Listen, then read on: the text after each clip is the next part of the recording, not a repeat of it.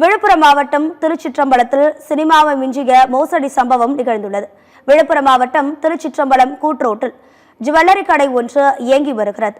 இந்த கடைக்கு ஆண் பெண் இருவரும் வந்து தங்க காசு வாங்க வேண்டும் என்று கூறியதை அடுத்து கடையில் இருந்த பெண் ஊழியர் தங்க காசை எடுத்துக் கொடுத்தார். உடனே ஆண் நபர் தங்க காசை வாங்கி பின்னல் வேகத்தில் அதற்கு பதிலாக போலி காசை அந்த பெண் ஊழியரிடம் கொடுத்துள்ளார். இதை கவனித்த கடை பெண் ஊழியர் அவரிடம் ஒரிஜினல் தங்க காசை தருமாறு கேட்டார்.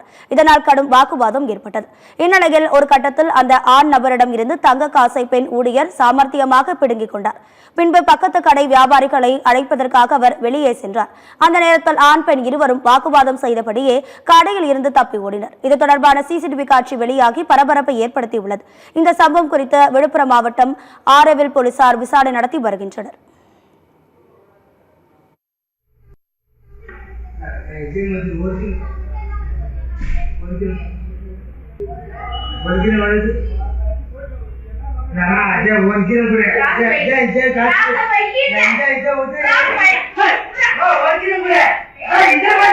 लक्ष्मी